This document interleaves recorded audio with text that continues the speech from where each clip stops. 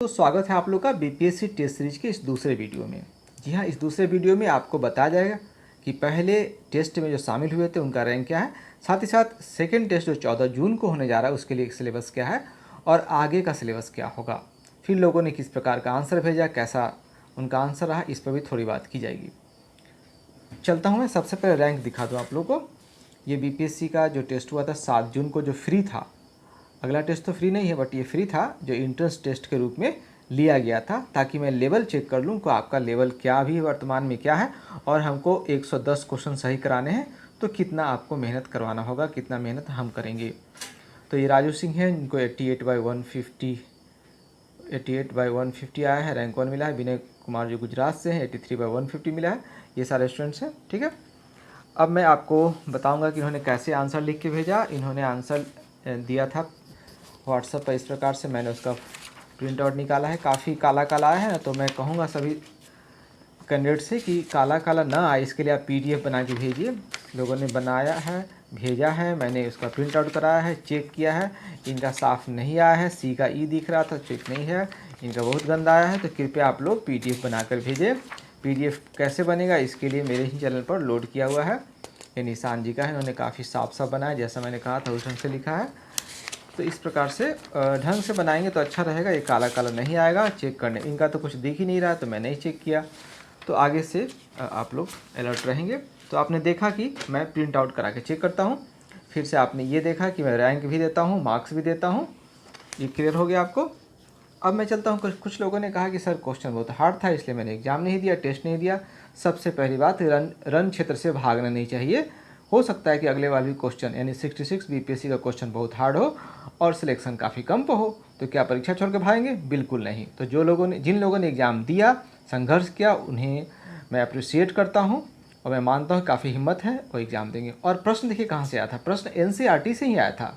प्रश्न उन एनसीईआरटी के उस क्षेत्र से आया था जिस क्षेत्र पर अभी बीपीएससी का नज़र नहीं पड़ा है। देखिए अगले बार नहीं पड़ेगा, इसकी क्या गारंटी है? पढ़ सकता है ना। देखिए मैं 2 नमूने दिखाता हूँ। पहला, तमिल क्षेत्र के साधारण हलवाओं को क्या कहा जाता था? इसी को देखकर कई लोगों ने टेस्ट नहीं दिया। देखिए ये प्रश्न मैंने कहाँ से लिया है, ये देखिए यहाँ लिखा ना, तमिल क्षेत्र में बड़े भूस्वामी। यहाँ देखिए साधारण हलवाओं को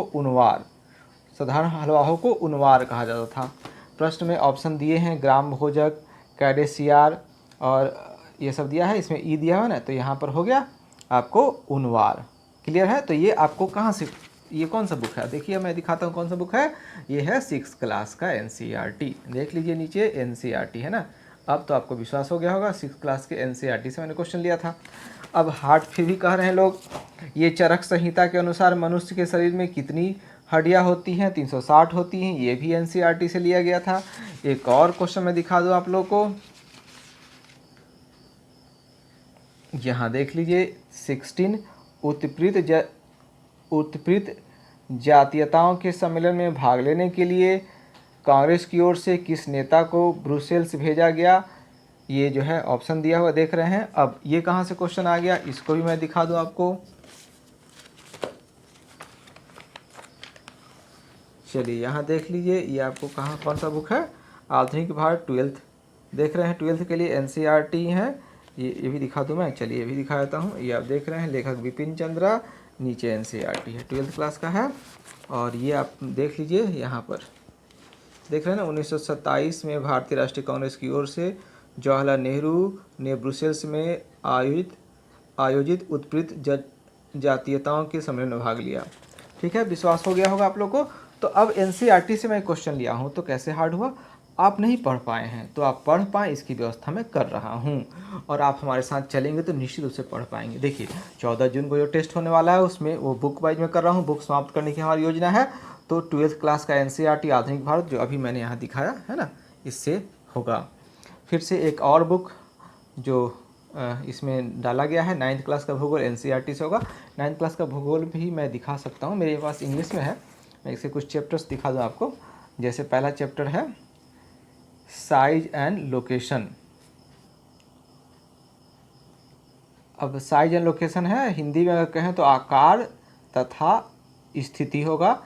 फिजिकल फीचर्स ऑफ इंडिया, तो भारत का भौगोलिक विशेषता होगा इसमें। इस प्रकार से आपको ये मिल जाएगा। हिंदी में होगा, आप हिंदी में पढ़ लेंगे, इंग्लिश हिंदी दोनों में पढ़ सकते हैं, जिसका जो मीडियम हो क्वेश्चन मिलेगा आपको।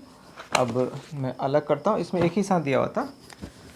अब मैं 12th का भी आपको ये दिखा चुका हूँ, ठीक है। आधुनिक भारत का बिपिन चंद्रा अंदर लिखा होगा, ये ओल्ड बुक कहा जाता है। कोई दिक्कत होगी तो आप इसका PDF मांग सकते हैं। आप बोलेंगे सर इतना देर से बता रहे हैं, जी नहीं, व्हाट्सएप पर पहले ही बताया जा चुका है कि कहाँ से क्वेश्चन आने वाला है। अब चलिए हम बात करें क्वेश्चन नंबर के अनुसार कि कितना क्वेश्चन कहाँ से आएगा। तो दिए हुए सिलेबस से, यानी कि इन दोनों बुक से अगर बात करें, बुक 1 और बुक 2, ठीक है, यानी कि बुक 1 मतलब 12th क्लास का NCERT आधुनिक भारत, बुक 2 9th क्लास भूगोल।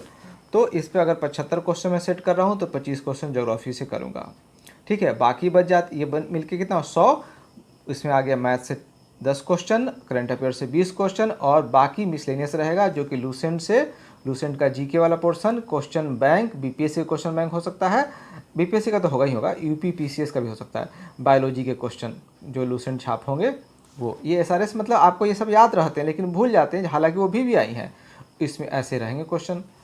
अब ये आप बोले क्यों सर इतना ज़्यादा दे रहे हैं, क्योंकि मुझे बुक ख़त्म करना है, मुझे बुक ख़त्म करवाना है, इस बुक को समाप्त करवाना है। काफ़ी अच्छी बुक है ये, तो इसलिए इस पर अधिक क्वेश्चन होगा। चूँकि आप पूरा बुक पढ़े रहेंगे, इसमें तो सैकड़ों क्वेश्चन होंगे, लेकिन 75 इसमें से दिया जाएगा, और ज्योग्राफी वाले में से आपको 25 है, तो दोनों मिलकर 100 हुआ। अब ऐसा नहीं कि 75 लिखा तो 75 ही होगा, थोड़ा कम भी हो सकता है, तो इधर मैं कम करूँगा, इधर बढ़ाऊँगा। अब देखिए साइंटिफिक कैसे है, क्योंकि मुझे बुक ख़त्म करना है, तो इसमें सैकड़ों क्वेश्चन है आधुनिक भारत में, मैं इसमें से 75 ले रहा हूँ। इसमें थोड़ा क्वेश्चन कम है, चूँकि पतली बुक है ये भूगोल वाली, तो 25 ले रहा हूँ। तो इससे क्या होगा कि आपका इस दोनों बुक पर पकड़ बढ़ेगा, ओके। अब मैथ्स के क्यों ले रहा हूँ, क्योंकि मैथ्स से रिफ्रेश होता है। अब मान लीजिए 75 क्वेश्चन बनाएंगे, या 25 वाला ही पहले शुरू करेंगे, तो ये आर्ट्स के क्वेश्चन है, आर्ट्स में थोड़ा बोरियत होती है, और माइंड का एंटी इनकमेंसी फैक्टर को तोड़ने के लिए आप मैथ भी इसमें बना सकते हैं। करंट अफेयर से क्यों ज़रूरी है, क्योंकि डेली ये सुनना ज़रूरी है। आपको मैंने बताया रेडियो न्यूज़ सुनिए, रंगीन पेज से पेपर से नोट कीजिए, तो ये डेली का काम है, डेली निपटाने में फ़ायदा है, तो इसलिए करंट अफेयर्स को पूछा जाना जरूरी है।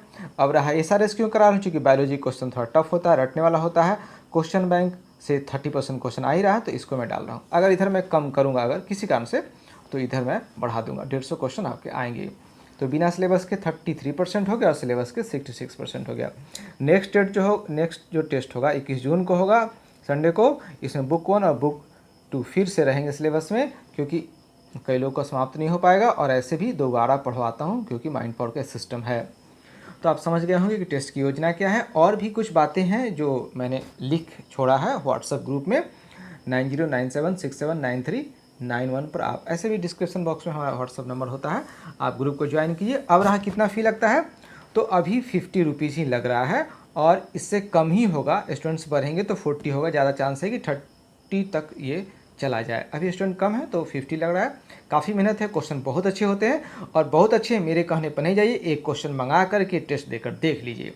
निश्चित रूप से आपको जुड़ना चाहिए। आप चाहे किसी भी कोचिंग में पढ़ रहे हों, कहीं भी आपके गुरुदेव हों, आप हमारे से जुड़िए और चेंज को प्राप्त कीजिए। मैं नहीं कर रहा हूँ उनको छोड़ दीजिए, लेकिन अगर डायरेक्शन आपको पाना है, पर्सनल केयर पाना है, किसी भी समस्या को हमें बताना है आगे बढ़ने के लिए, तो कृपया हमसे डायरेक्ट जुड़िए।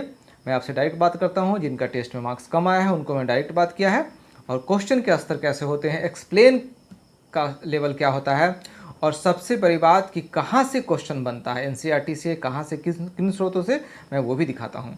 चलिए दोस्तों, गुड नाइट, और आप तैयार हो जाइए। Best of luck.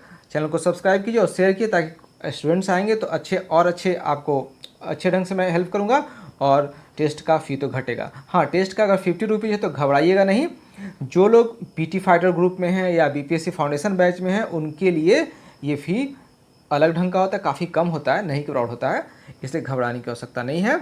और टैलेंट अगर आप दिखाएंगे तो और फ़ी कम होगा। 50 रुपीज़ पर न जाए, आप टैलेंट दिखाएं, और फिर फ़ी की बात ख़त्म हो जाती है टैलेंट दिखाने के बाद। धन्यवाद दोस्तों। मैं समझता हूँ कि आप समझदार हैं, इस प्लानिंग को आप समझ पाएंगे और जुड़ेंगे।